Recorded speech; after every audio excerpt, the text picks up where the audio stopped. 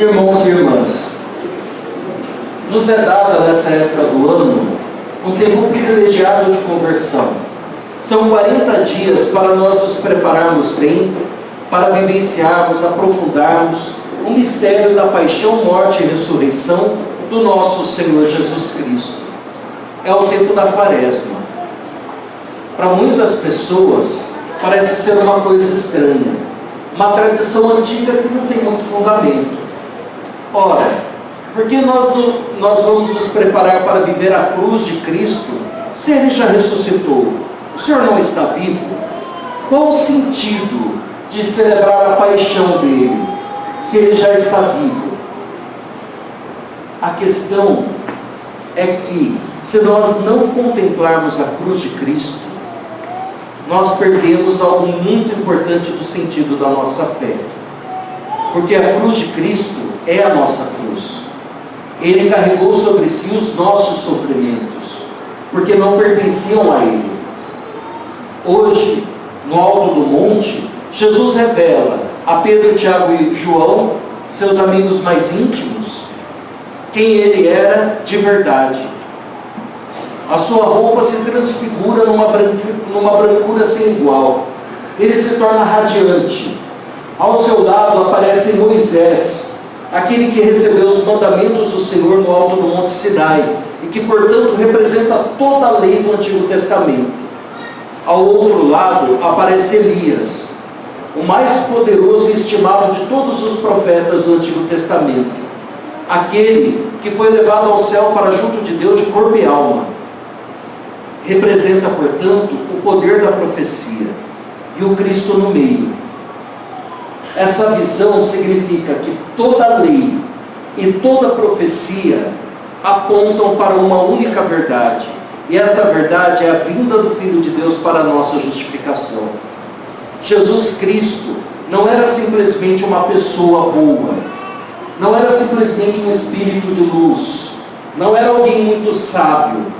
Ele era muito mais do que cada uma dessas coisas.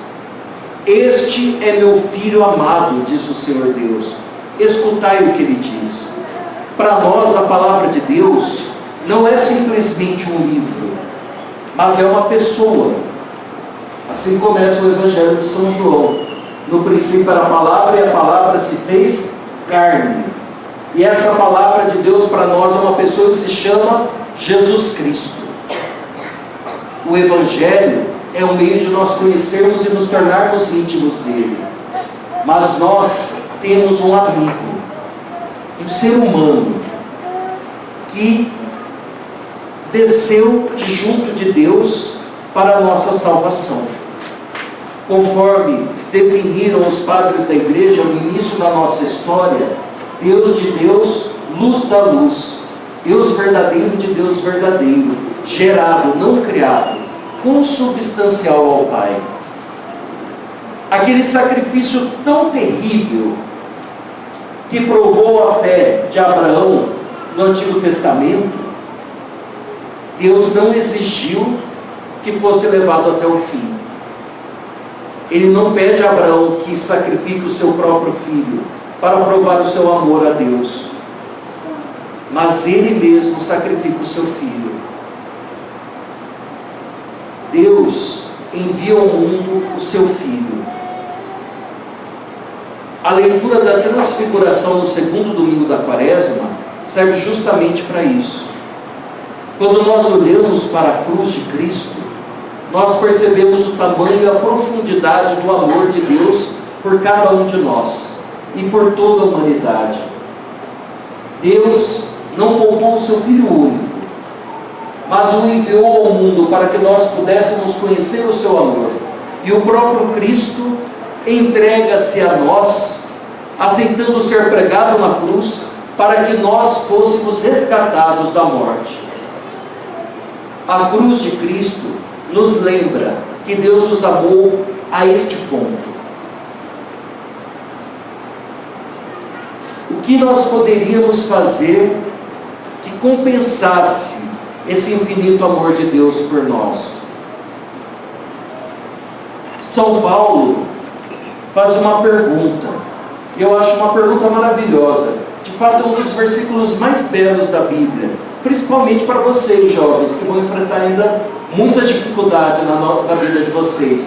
Faz o seguinte, pega o folheto, abre lá na segunda leitura, vamos ler junto o primeiro versículo, que eu sei que vocês são ruins de memória, vocês não lembram mais, é para vocês não esquecerem isso, tá bom? Vamos ler com bastante convicção. Se Deus é por nós, quem será contra nós?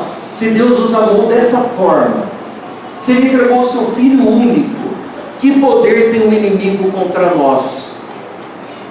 Nada nos pode vencer. Nada. Contemplar a cruz de Cristo significa tomar consciência dessa infinita verdade. Quem vai me condenar? Deus que me criou a imagem e semelhança dele, Deus que amou tanto o mundo a ponto de enviar o seu próprio Filho.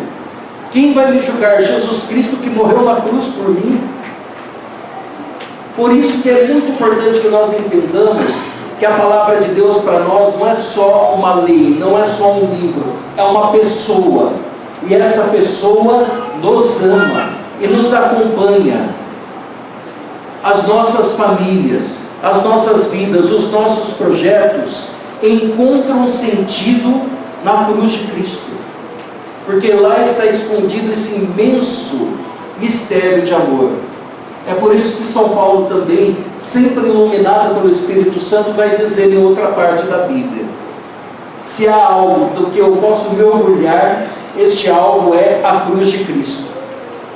Não posso me gloriar de nada a não ser disso.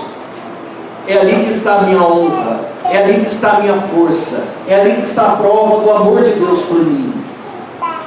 E mais ainda, já naquela época existia gente que queria só saber de milagre, e gente que queria saber a explicação de tudo. Ele fala assim aos Gálatas: olha, eu tenho uma coisa para anunciar a vocês. Eu sei que os gregos só querem sabedoria, os judeus só querem milagre. Eu anuncio o Cristo e o Cristo pregado na cruz.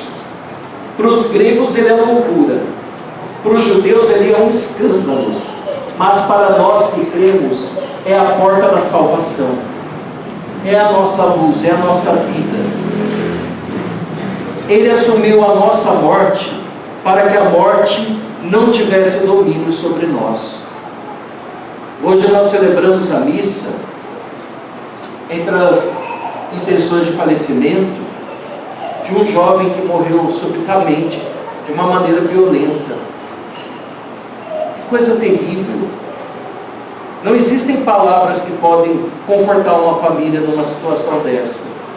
Mas pensemos na fé em Deus.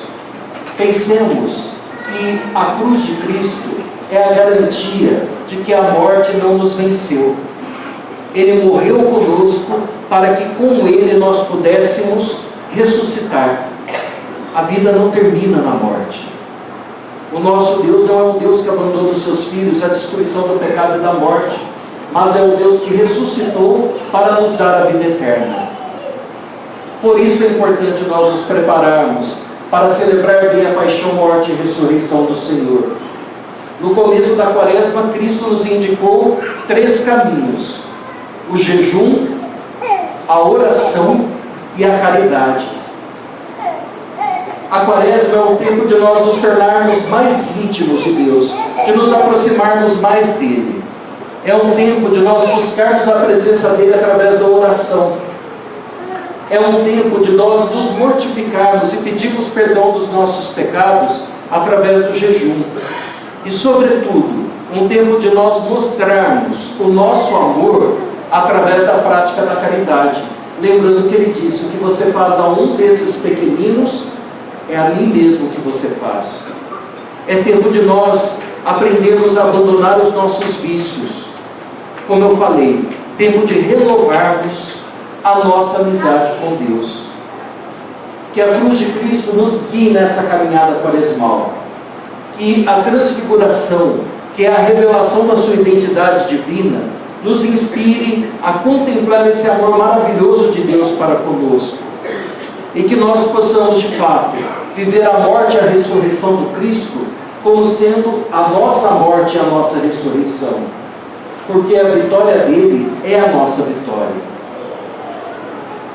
Possamos assim nos preparar bem e aproveitar este tempo que Deus nos deu para a nossa conversão. Louvado seja o nosso Senhor Jesus Cristo. Para sempre seja louvado.